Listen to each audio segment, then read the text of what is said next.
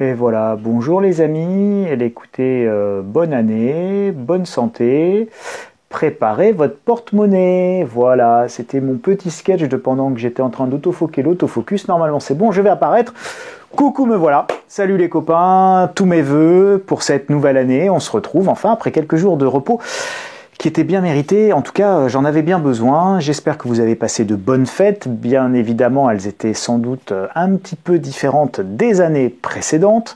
Vous avez aimé 2020, vous allez adorer 2021, l'année qui sera pire que 2020.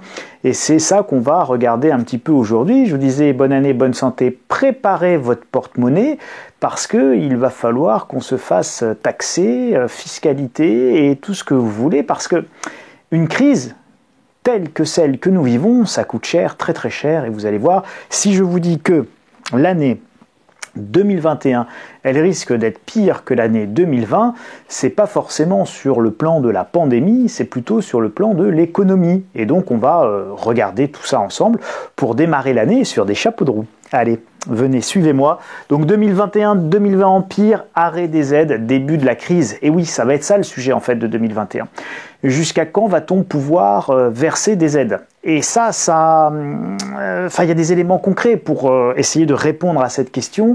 Et en tout cas, si jamais on continue à verser des sous, eh bien ça va avoir des conséquences. Des conséquences soit sur l'endettement, soit sur la monnaie.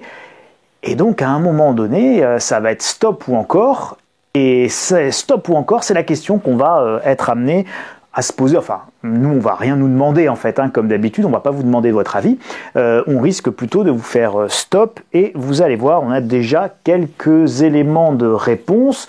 Donc voilà, petite carte de vœux spéciale grenier de l'écho, entre masques, piqûres, seringues et 2020-2021, une année où on va évidemment naviguer à vue entre pandémie et économie, parce que la pandémie n'est pas finie, et la crise économique, elle, de toute façon, est inéluctable et elle va démarrer.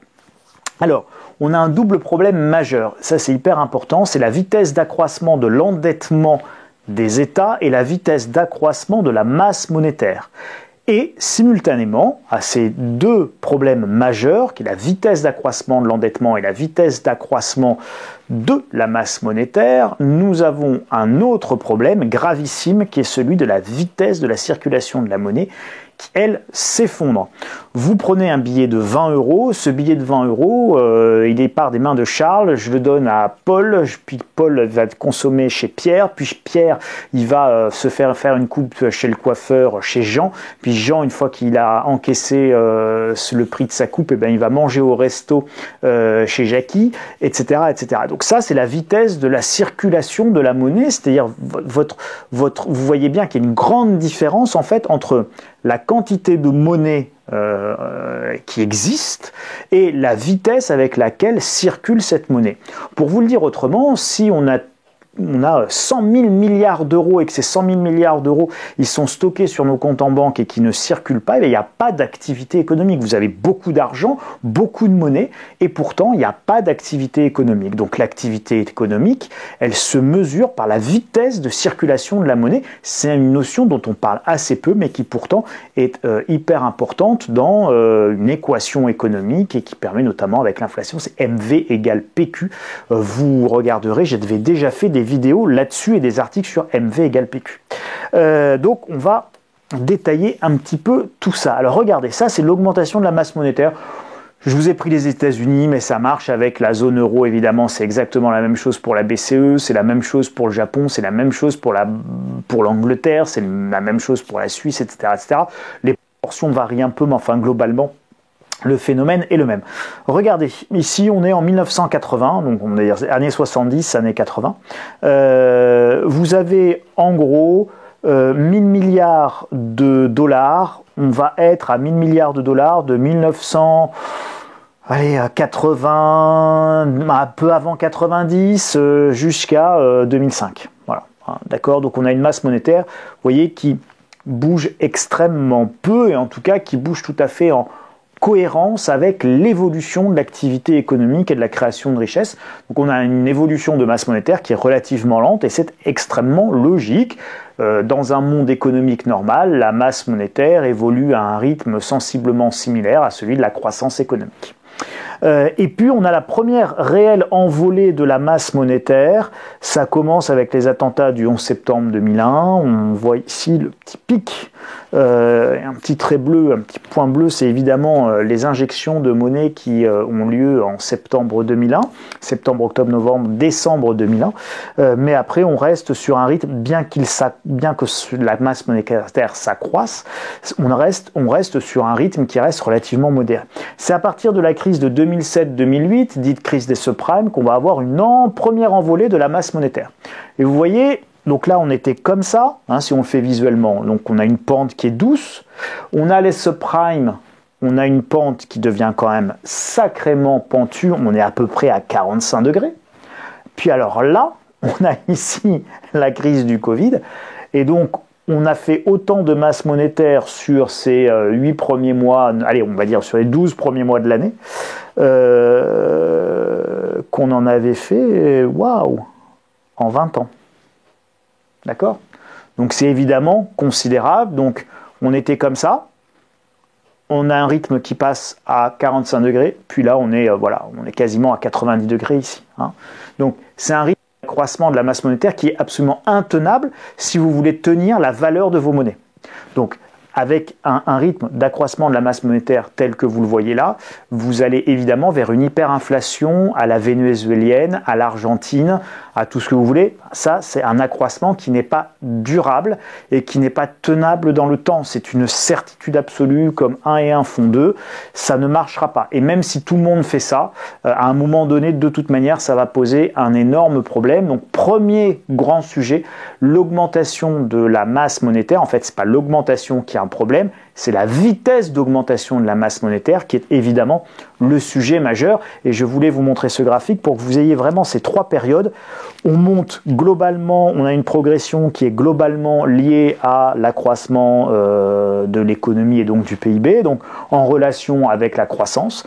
Ensuite là, on est clairement dans de la création monétaire, on est dans une pente à 45 degrés, et là on est dans une pente à 90 degrés. On est au bout évidemment du système monétaire quand on voit ça, on est au bout de sa monnaie. Donc ça c'est pour le dollar américain.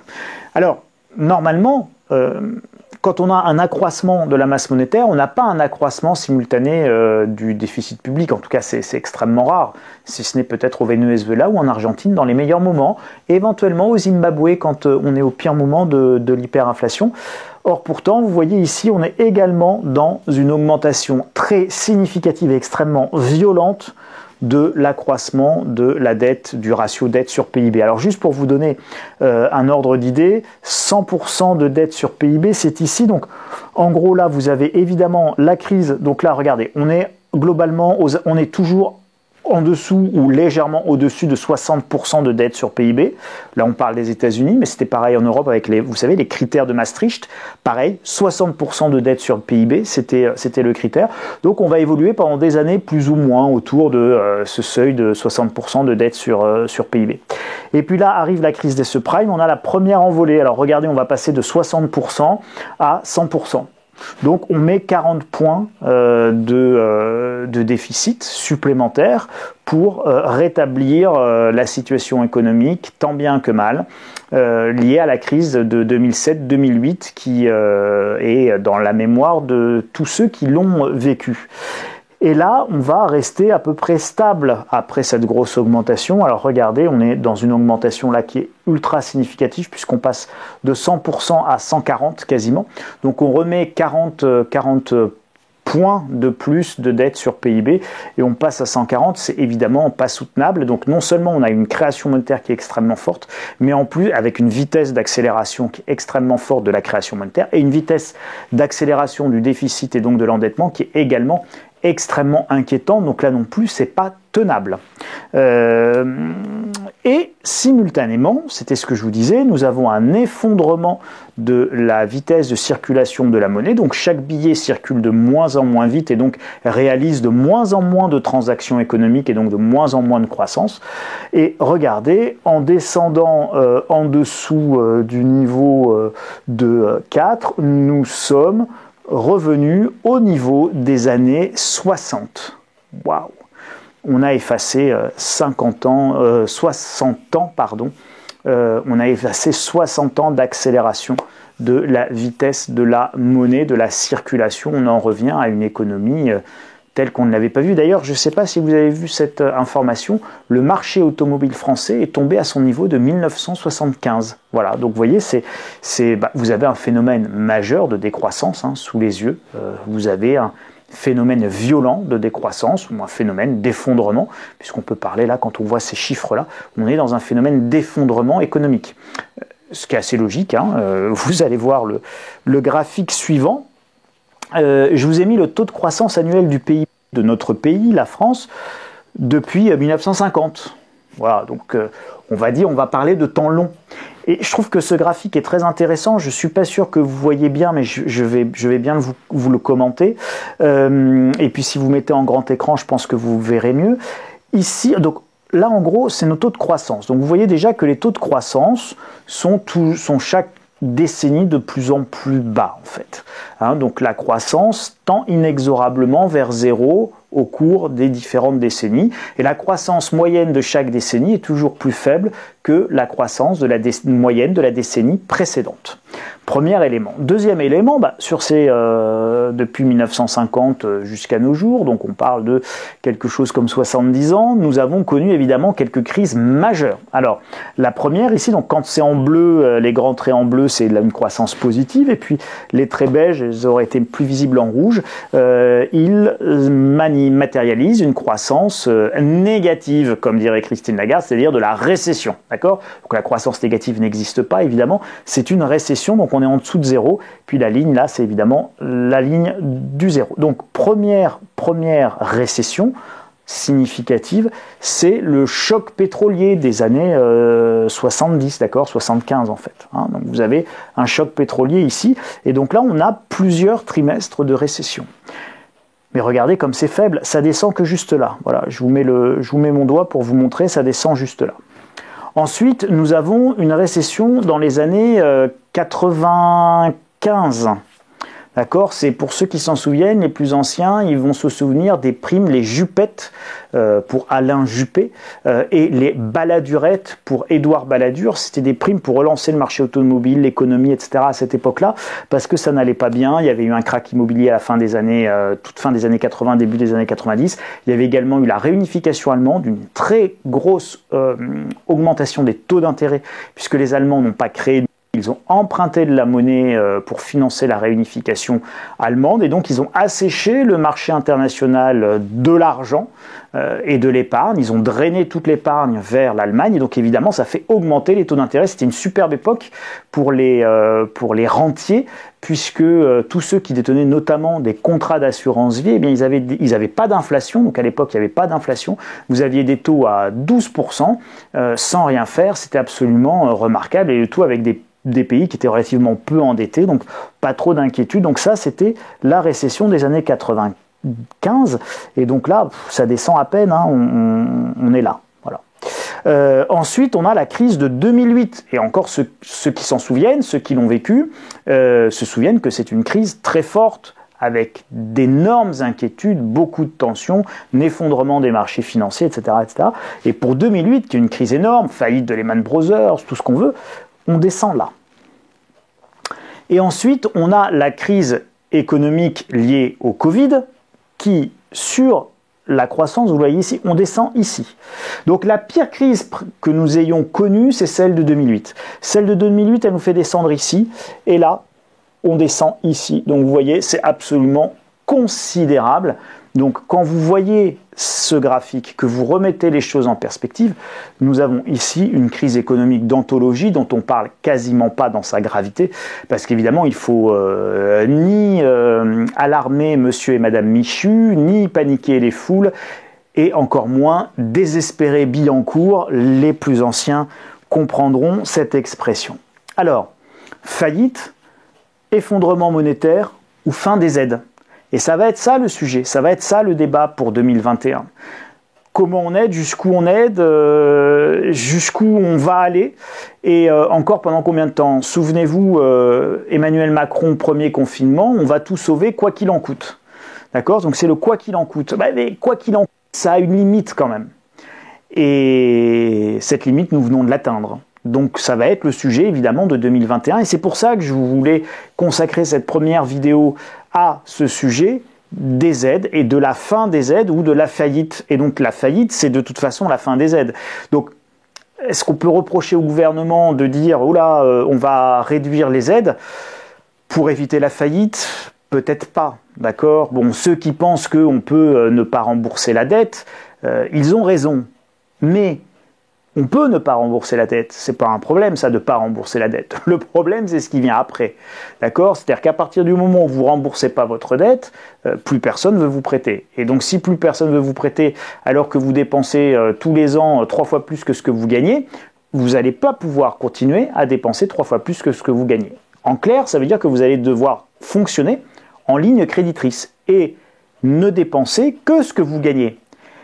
Et alors là, je peux vous dire que ça va être le bal des couineuses, parce que tout le monde touche, dans un pays comme la France, tout le monde touche.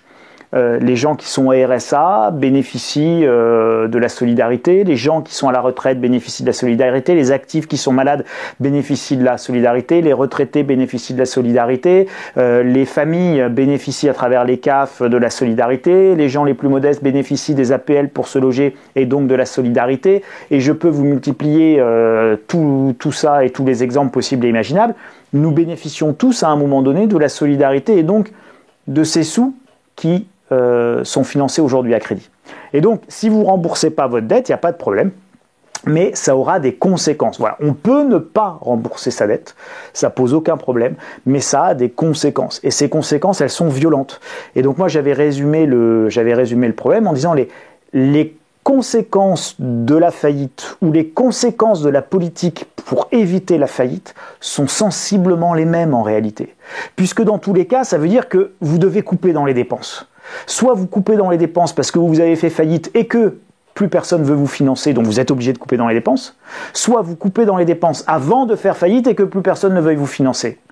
Mais finalement, quand on y réfléchit de cette façon-là, les conséquences de la faillite ou les conséquences de la politique nécessaires pour éviter la faillite sont sensiblement identiques, c'est-à-dire que dans tous les cas, elles sont socialement désastreuses, humainement très difficiles, et évidemment, elles sont tout sauf plaisantes. Et voilà, donc je crois qu'il faut bien comprendre ça. Alors vous avez un rapport qui a été fait et qui a été commandé par le G30, d'accord? Donc vous savez, les G10, G20, G7, voilà, pas les taxis, mais les regroupements des pays les plus développés économiquement, machin, tout ce que vous voulez. Donc le G30, c'est clairement la nouvelle gouvernance mondiale, d'accord? Donc le G30, c'est les 30 plus gros pays au monde. Ils se réunissent et ils disent bon bah voilà, qu'est-ce que c'est qu'on va faire et comment va-t-on s'y prendre? Reviving and restructuring the corporate sector post-Covid. Designing Public Policy Interventions, diraient les Anglais. En clair, ce rapport, c'est un rapport en anglais de 88 pages qui a été rédigé par Mario Draghi, l'ex-gouverneur de la Banque Centrale Européenne, et par Raghuram Rajan, l'ex-gouverneur de la Bank of India. Donc la Banque centrale indienne et la Banque centrale européenne. Les deux anciens gouverneurs ont fait un rapport, un dossier de 88 pages en disant bon bah voilà ce qu'il va falloir faire maintenant, hein. Et donc va falloir notamment sauver ce qui peut l'être et puis prendre des décisions et des mesures très impopulaires. Je vous renvoie à ce qu'avait dit Emmanuel Macron, dans son interview sur le média Brut, dit, je vais peut-être être amené à faire des choses qui rendront de toute manière ma candidature impossible, ma propre candidature à ma propre réélection en 2022. On en prend évidemment tout droit le chemin, puisque ce qui est impopulaire, c'est cesser les aides, avec une concentration de l'aide sur les entreprises sauvables et significatives, je vais vous en reparler, et le reste, on va le laisser faire faillite. Ça, je vais vous le dire autrement, les petits commerces, les restaurateurs, les petites PME, les machins, on va laisser tomber en fait, on va pas forcément pouvoir continuer à soutenir ça éternellement et on va concentrer l'aide sur les grandes entreprises majeures. Alors quand je dis grandes entreprises, je ne parle pas forcément des entreprises cotées du CAC 40. Je parle des ETI, je parle de grands groupes qui peuvent être cotés mais pas forcément au CAC 40. On peut imaginer qu'on va sauver par exemple l'essentiel de l'écosystème du secteur aéronautique, par exemple, parce que c'est stratégique. Donc on va sauver Airbus, on va sauver les moteurs pour faire les Airbus Safran ou les moteurs qui vont dans les Rafales de Dassault parce que c'est l'armée. Donc on va sauver Airbus, on va sauver Dassault s'il faut, on va sauver Safran si c'est nécessaire. Puis on va sauver un certain nombre de leurs petits ou plus petits sous-traitants parce que tout ça c'est un écosystème et des savoir-faire. On va sauver peut-être les chantiers navals de Saint-Nazaire et de l'Atlantique, même s'ils ont été rachetés par des Italiens. Voilà, donc on va peut-être orienter très certainement les aides de cette façon-là. Et puis le petit restaurateur à Friboisette les Oies, eh bien, il risque d'avoir prochainement, bientôt, plus que ses yeux pour pleurer. On dira, mais écoutez, mon brave monsieur, c'est de toute façon ça ou la faillite. Donc ce sera votre faillite à vous, mais pas la faillite de l'État. Donc voilà vers quoi on va sans doute s'acheminer. Donc là aussi, ça veut dire qu'en termes patrimonial, il va falloir avoir des réflexions là-dessus. Sans compter, et ça c'est important aussi, c'est que la pandémie, elle n'est pas finie. Souvenez-vous, c'était en novembre dernier, novembre 2020.